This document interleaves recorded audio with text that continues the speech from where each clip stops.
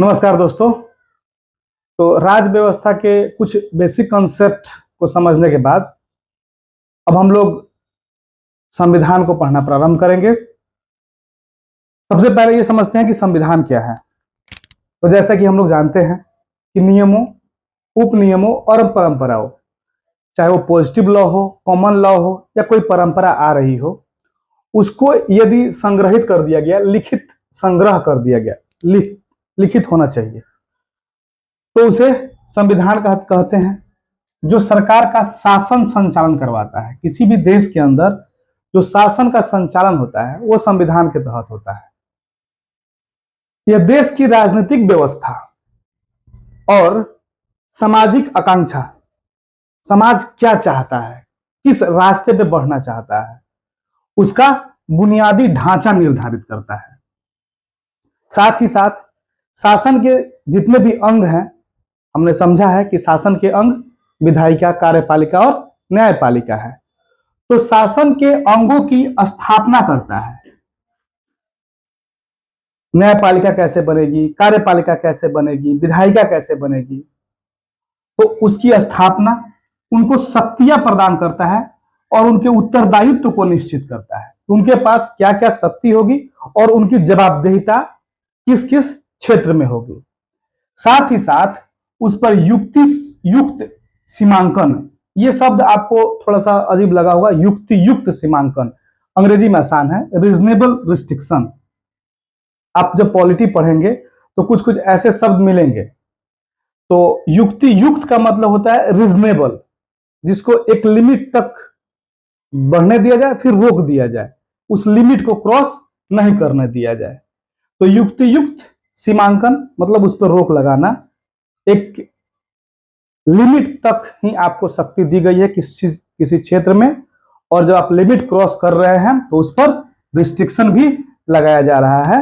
तो इस प्रकार संविधान जो है शासन के विभिन्न अंगों को शक्ति प्रदान करता है, उसकी स्थापना का प्रोविजन करता है, उनका उत्तरदायित्व सुनिश्चित करता है तथा उनकी शक्तियों पर आवश्यकता अनुसार सीमांकन करता है, रोक करता है। यह राज्य एवं नागरिकों के मध्य संबंधों का निर्धारण करता है। मतलब किसी देश के अंदर वहां के नागरिक और सरकार के बीच में संबंध कैसे होंगे, ये वहां का संविधान निर्धारित करता है। साथ ही साथ नागरिकों के सर्वांगीण विकास के लिए या व्यक्तियों के सर्वांगीण विकास के लिए मूल अधिकारों एवं कर्तव्यों, मूल अधिकार और मूल कर्तव्य का भी व्यवस्था करता है। तो इस प्रकार से हमने यह समझा कि संविधान क्या है। अब एक क्वेश्चन आता है मेंस के अंदर, प्रीलिम्स में तो प्राय नहीं आता है, मेंस में आता है कि संविधानवाद क्या है। देखिए सिंपल सी बात है, संविधान में जो बातें लिखी गई है अगर अक्षरशः उसका अनुपालन हो रहा है, मतलब संविधान की सर्वोच्चता स्थापित है, तो उसे संविधानवाद कहेंगे। वहां विधि का शासन होगा, वहां न्यायपालिका स्वतंत्र होगा, जनता को मूल अधिकार मिलेगा, सरकार जो है वह स्वेच्छाचारिता नहीं कर पाएगी, सरकार एक लिमिट के अंदर ही शासन व्यवस्था को चलाएगी। आजकल एक नया कंसेप्ट चला हुआ है कि मिनिमम गवर्नमेंट मैक्सिमम गवर्नेंस। तो इस तरह की चीजें संविधानवाद में दिखाई देती है। फिर आपसे पूछ दिया जाए गैर संविधानवाद क्या है, तो जब हर देश में संविधान है लेकिन संविधान के ऊपर अगर कोई शक्ति स्थापित हो गई है तो वहां उसे गैर संविधानवाद कहा जाता है।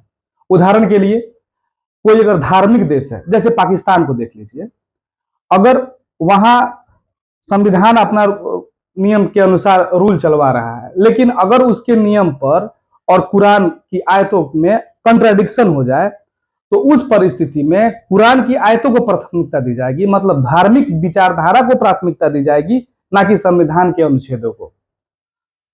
आप बांग्लादेश को देख लीजिए, इस समय बांग्लादेश उसी राह पे चल दिया है। या कोई भी डिक्टेटरशिप, तानाशाही वाला देश है, वहां संविधान गौण हो जाता है।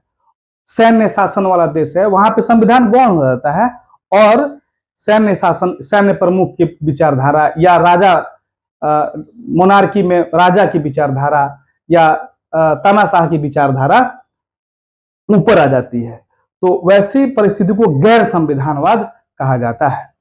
वहीं एक चीज अक्सर बच्चों में परेशानी होती है कि अलिखित संविधान क्या है। ब्रिटेन के पास अलिखित संविधान है, भारत के पास विश्व का सबसे बड़ा लिखित संविधान है। देखिए, सिंपल भाषा में समझ लीजिए, संविधान सबके पास है, ब्रिटेन के पास भी संविधान है, उसको उसने कंपाइल नहीं किया है। मतलब कि हमारे पास एक किताब है, अलग अलग चैप्टरों में बिखरा हुआ है, पहला चैप्टर अलग है, दूसरा चैप्टर अलग है, और ये सभी नियम के रूप में, विधि के रूप में, कानून के रूप में अलग अलग बिखरे पड़े हैं। आवश्यकता अनुसार उस नियम को उठा रहे हैं, उस लेटर को उठा रहे हैं और उसको इंप्लीमेंट करवा रहे हैं। अगर हमने उसको कंपाइल कर दिया, एक जिल्द, एक किताब का रूप दे दिया, एक ग्रंथ बना दिया, एक संग्रह कर दिया उसका, तो उसे संविधान कहेंगे। ब्रिटेन के पास क्या है कि उसके पास भी एक लंबी चौड़ी, मतलब सबसे पहले उसने नियम कानून बनाना प्रारंभ किया था, मैग्ना कार्टा की शुरुआत जब से हो रही है तब से, तो उसके पास भी है संविधान, लेकिन वो कंपाइल नहीं है। इसलिए कहा जाता है कि ब्रिटेन के पास अलिखित संविधान है, जबकि उसके पास भी संविधान है, वो भी संविधान के तहत ही चलता है। हर देश संविधान के तहत ही चलता है। हाँ, ये बात अलग है कि संविधान की प्रधानता कितनी है। अगर संविधान की प्रधानता पूर्ण रूप से है, अक्षरशः है, तो संविधानवाद कहलाएगा। अगर संविधान की प्रधानता नहीं है तो उसे गैर संविधानवाद कहेंगे। तो अब हम लोग भारतीय संविधान की विकास यात्रा को देखेंगे। यदि भारतीय संविधान की विकास यात्रा को समग्रता से देखा जाए तो सबसे पहले कंपनी शासन से प्रारंभ होता है। कंपनी भारत में व्यापार करने आई थी। व्यापारिक कार्यों के साथ साथ जब कंपनी ने भारतीय भूभाग पर अधिकार स्थापित कर लिया तथा यहाँ राजनीतिक अपना वर्चस्व स्थापित करने का प्रयास करने लगी, तो कंपनी को ब्रिटिश संसद द्वारा समय समय पर रेगुलेट किया गया, उसको कुछ नियमों में बांधने का प्रयास किया गया और उस नियम के तहत वो भारत में रूल करने लगी। तो भारतीय संविधान की विकास यात्रा शुरू होती है रेगुलेटिंग एक्ट 1773 से। आगे चल के इस एक्ट में कुछ सुधार करते हुए 1781 का एक्ट ऑफ सेटलमेंट आता है। फिर पिट्स, उसमें कुछ सुधार करते हुए पिट्स इंडिया एक्ट 1784 आता है। फिर 1793 के चार्टर एक्ट में ब्रिटिश संसद कहती है कि अब हम हर एक 20 साल पर कंपनी को रेगुलेट करेंगे। तो 20 साल के क्रम में आपको 1813, 1833 और 1853 के एक्ट दिखाई देते हैं।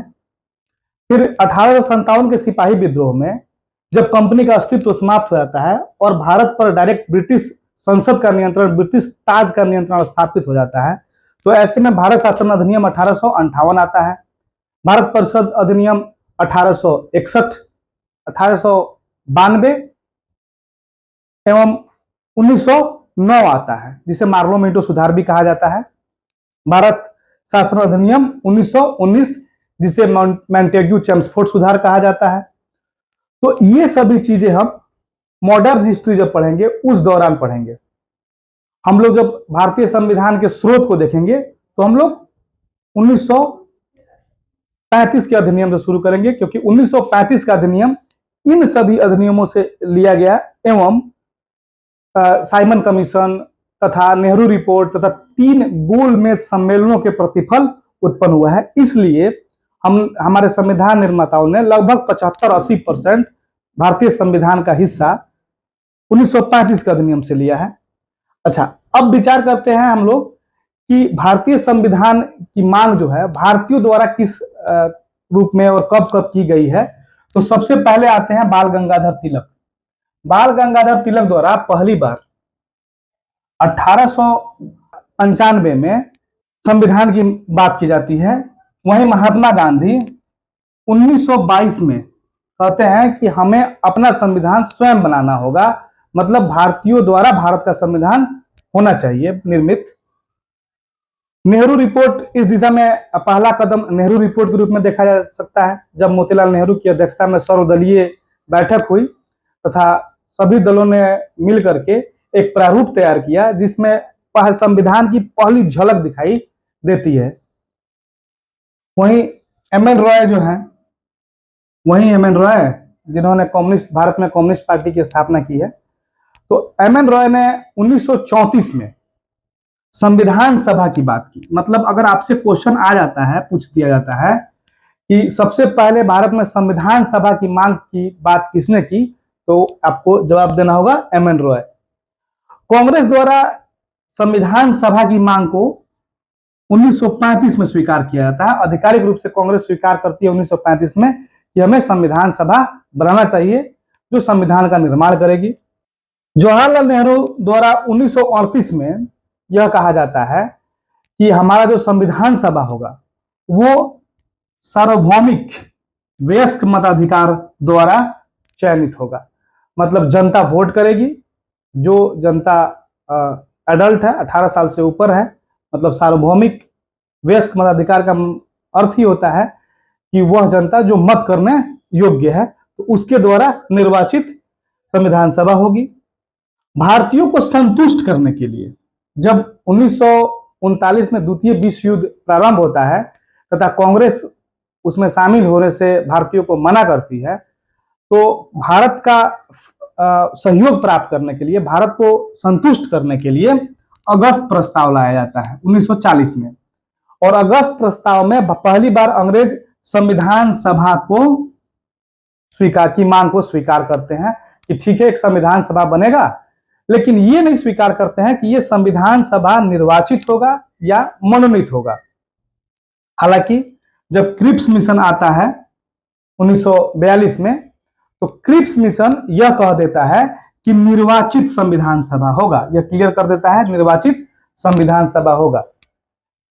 अब हालांकि क्रिप्स मिशन भी फेल कर जाता है, हिस्ट्री में ये सब चीजें हम लोग पढ़ेंगे।